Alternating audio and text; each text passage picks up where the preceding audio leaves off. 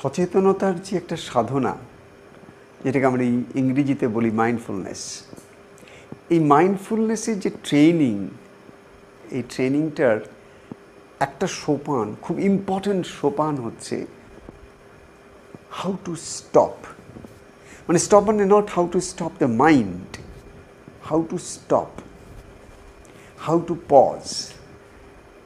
এক কথায় যেটাকে আমি বলতে চাইছি, একটু একটু করে আমাদের দৈনন্দিন জীবনের একই রকম কর্মগুলো বা একই রকম যে আমরা কাজকর্ম, কথাবার্তা, ব্যবহারিকের মধ্যে একটা ছকে পড়ে গেছি, সেই ছক থেকে আমরা ছকে চলি, কিন্তু তার মধ্যেও আমরা একটা একটা করে মাঝে মধ্যে বিরাম আনার চেষ্টা করি, একটা করে পজ টানার চেষ্টা করি। এবং এই পজটা, এই বিরামটা, এই কিছুক্ষণের জন্য স্থির হওয়াটা, এই কিছুক্ষণের জন্য স্টপ বাটনটাকে টেপা বা পজ বাটনটাকে টেপা, এটা একটা খুব ইম্পর্ট্যান্ট আমাদের প্রত্যেক দিনের একটা মাইন্ড ট্রেনিং।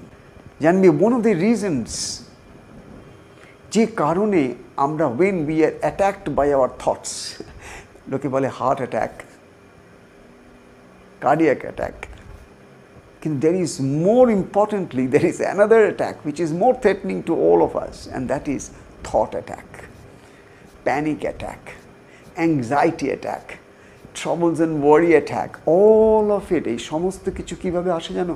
সব আমাদের চিন্তাগুলো কীভাবে আমরা করছি, আর এই চিন্তাগুলো যখন আমাদের অ্যাটাক করে তখন ওকে আমরা থামাতে পারি না, কিছুক্ষণের জন্য বিরাম দিতে পারি না, ওকে কিছুক্ষণের জন্য ওকে একটু ঠেলে সরিয়ে রাখতে পারি না।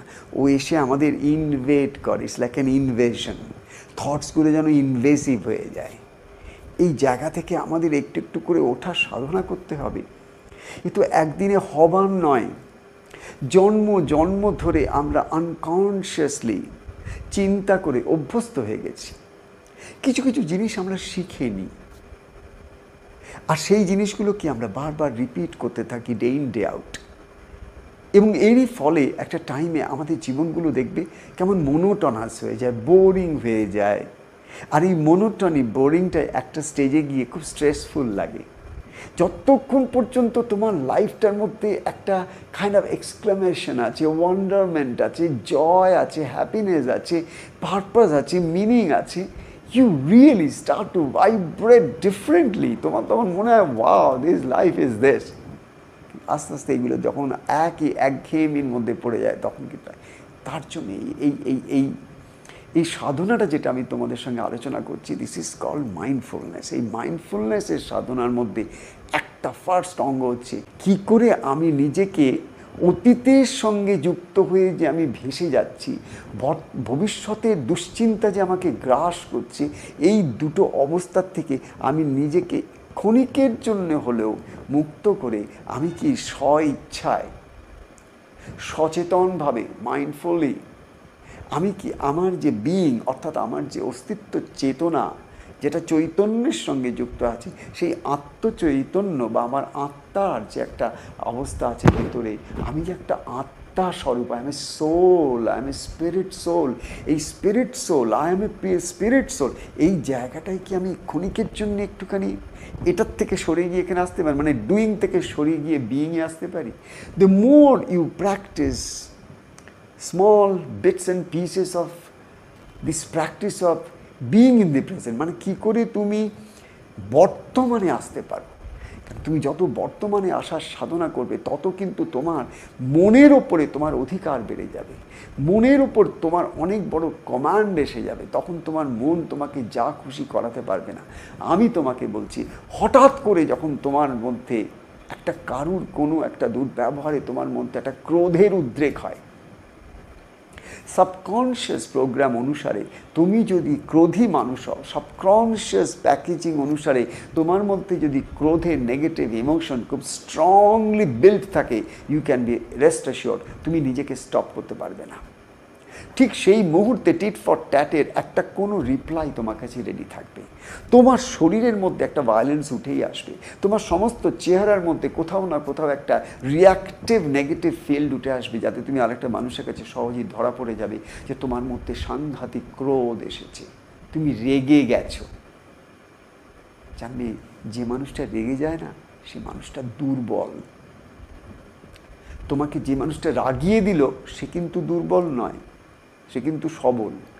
কিন্তু যে মানুষটা তোমাকে রাগিয়ে দিলে তুমি রেগে যাও, তাহলে তুমি তোমার দুর্বলতা প্রকাশ করলে, সে তোমাকে রাগাতে পারে।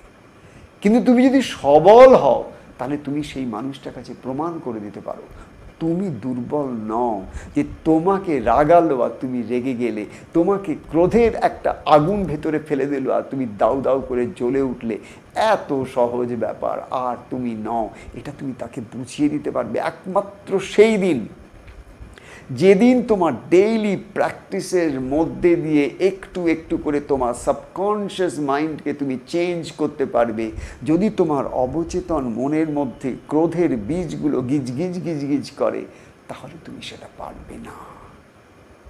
তোমাকে প্রত্যেক দিন ধ্যান সাধনার মাধ্যমে তোমার মনের সঙ্গ করতে করতে, তোমার মনের সঙ্গে ফ্রেন্ডশিপ করতে করতে, মনের চিন্তা ভাবনাগুলোর মধ্যে যে এলোমেলো ক্লাটার্স আছে সেগুলোকে একটু একটু সরাতে সরাতে, তখন তোমার মনের ভেতরেই একটা দেখবে কে যেন তোমাকে ভেতর থেকে সাহস জোটায়, পথ নির্দেশ করে।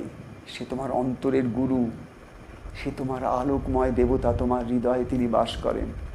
নিত্যকাল থেকে তিনি আছেন, নট যে আজকে তিনি থাকেন তোমার কাছে, নিত্যকাল থেকে তার বাসস্থান তোমারই হৃদয়ে, তোমার আত্মার গভীরে। সুতরাং এটা কি যে জিনিসটা জানো, প্র্যাকটিস করতে হবে, এটার জন্য প্র্যাকটিস চাই। এই প্র্যাকটিসটা কি? জেগে থাকার প্র্যাকটিস। আমাদের একটা প্র্যাকটিস আমরা জন্মে জন্মে করে এসেছি, চোখ খুলে কি করে ঘুমোবো, এই প্র্যাকটিসটাতে আমরা সিদ্ধি লাভ করেছি। এখন এই প্র্যাকটিসটাকে আমাকে ভাঙতে হবে, এই প্র্যাকটিসটাকে আমাকে কমপ্লিটলি ডিকন্ডিশনিং করতে হবে। মানে এটা condition state of my mind.